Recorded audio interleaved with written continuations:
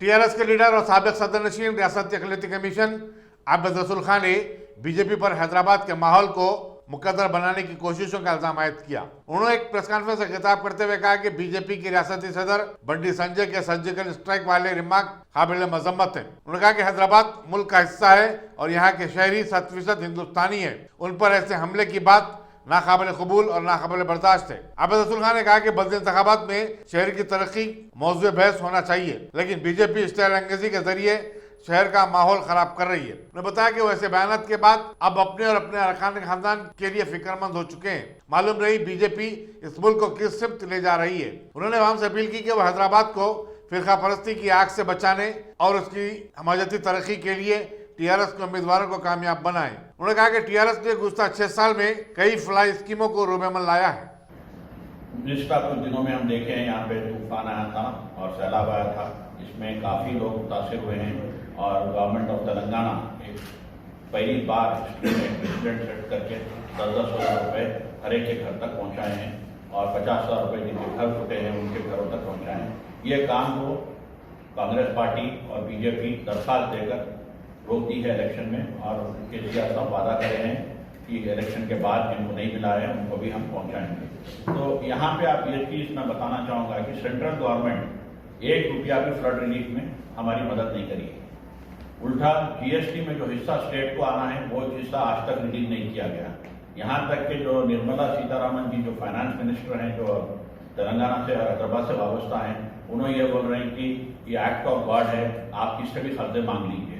मैं समझता हूँ ऐसा स्टेटमेंट हिस्ट्री में पहली बार दिया गया है। यूनियन मिनिस्टर बोल रहे हैं कि आप कर्जा मांग लो, हमारे पास कुछ नहीं है। तो ऐसे हालात में फिर भी हैदराबाद एक डेस्टिनेशन बना है और हैदराबाद में आज हम खुश हैं और हर कम्युनिटी वाले एक दूसरे से मोहब्बत से रह रहे हैं और एक दूसरे के कल्चर को अडॉप्ट कर रहे हैं। मेरे बाजू 2 तरफ मेरे नेबर्स हैं, वो मेरे साथ बहुत मोहब्बत से रहते हैं दूसरी कम्युनिटी, और हम लोग सब भी उनके साथ उसी तरीके से गंगा जमुना तहजीब जो बोलते हैं और एक सोशल एक कल्चर जो बोलते हैं वो यहाँ पे हम देख सकते हैं और अमन और हो रहा भी है, अमल में भी है। ऐसे हालात में जो आज बीजेपी चाह रही है और जो बीजेपी का एजेंडा सेट किया गया है गुज़श्ता 2 दिन में, मैं इसको स्ट्रांगली खंडन करता हूँ।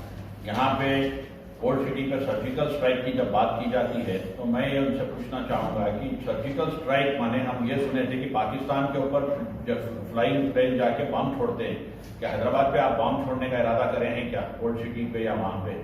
ये किस तरीके की आप सर्जिकल स्ट्राइक करेंगे, किस तरीके से लोगों का कत्लेआम करेंगे, ये हम जानना चाहेंगे। दूसरी तरफ हम ये भी जानना चाहेंगे कि आप जो कल्चर में बता रहे हैं कि भाई यहाँ पे ये कल्चर खत्म कर देना है, खाना खत्म कर देना है, सलाम करने का कल्चर खत्म कर देना है, तो फिर आप हैदराबाद में चाहेंगे क्या?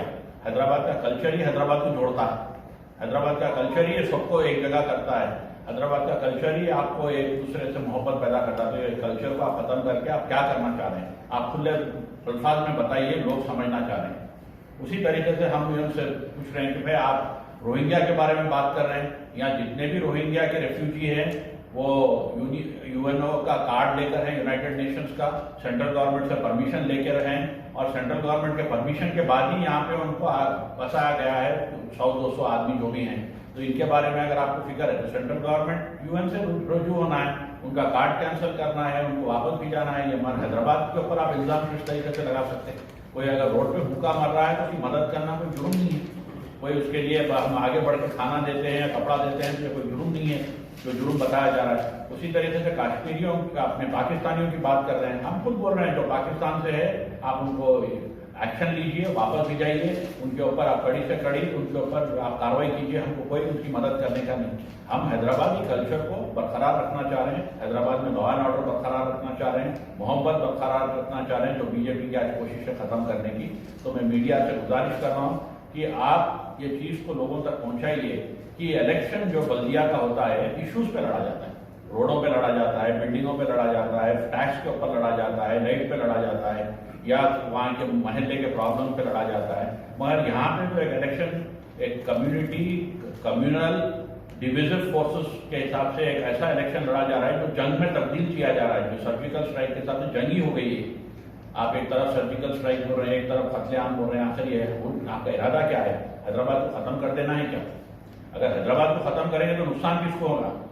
हैदराबाद में जो रहने वाले north Indians, south Indians, Maharashtrians, ये सब भाइयों का नुकसान होगा। उनके नौकरियां चले जाएंगे, उनका जो भी पैसा है वो पैसा आधा हो जाएगा, यहाँ की रियल एस्टेट पूरी तरीके से बढ़ जाएगी, यहाँ पे कारोबार बंद हो जाएंगे, बड़े बड़े कंपनी जो यहाँ आ रहे हैं वो कंपनी अपना रूप बदल लेंगे। तो ये सब चीज़ों को आप करने से आपको बल्दिया में क्या फायदा हो रहा है, बल्दिया के इलेक्शन में आप क्या करना चाह रहे हैं? तो मैं ये सवाल हमारे बीजेपी के दोस्तों से और बीजेपी के लीडरों से करना चाहूँगा, जो दिल्ली से इधर से उधर से आके जो आज हैदराबाद में स्पीचेस दे रहे हैं कि भाई आप इलेक्शन लड़ने आ रहे हैं या जंग का लड़ने आ रहे हैं। अगर आप जंग लड़ने आ रहे हैं तो उसका खुला ऐलान करिए कि हम भी तैयार होकर आपकी जंग सामना कर सके।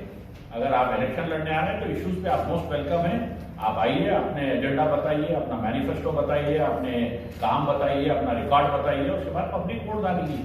पब्लिक चाहे टीआरएस को डालो, बीजेपी को डालो, कांग्रेस को डालो, अख्तियार उनका है, मगर हम वोट मांगना इस तरीके से कि मोहब्बत से और हमारे डेवलपमेंट एजेंडा।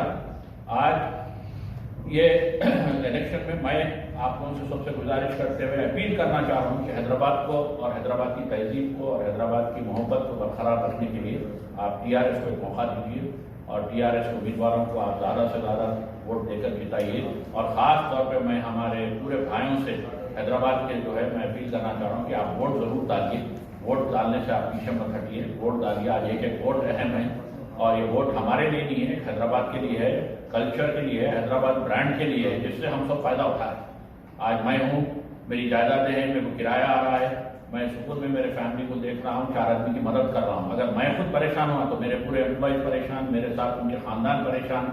जिस तरीके से हम देखे हैं कि कोविड में जो लोग परेशान हुए, उस तरीके का परेशानी आज हमको फिर फ्यूचर में फेस करना पड़ेगा। तो मैं आप मीडिया के थ्रू, आप लोग मेरे दोस्तों के थ्रू मैं ये अपील करना चाह रहा हूँ कि इलेक्शन पॉइंट्स पे लड़ा जाए, डेवलपमेंट पे लड़ा जाए और मोहब्बत से लड़ा जाए और एक दूसरे को मौका दिया जाए कि लोग अपनी एक्सरसाइज करें। मैं केसीआर साहब को बधाई देता हूं कि बैलेट पेपर का जो इंतजाम करे हैं अहम, मैं समझता हूं कि एक बहुत एक पहला स्टेप है। ये स्टेप आगे जाके पूरे इंडिया में बैलेट पेपर्स को ले आने में कामयाब होगा और लोग इसको पसंद करेंगे। और हम ये समझ रहे हैं कि एक फेयर इलेक्शन होगा जिसमें लोगों को मौका मिलेगा कि अपनी वोट डालकर अपनी पसंद के कॉर्पोरेटर को चुने और पसंद की पार्टी को चुने।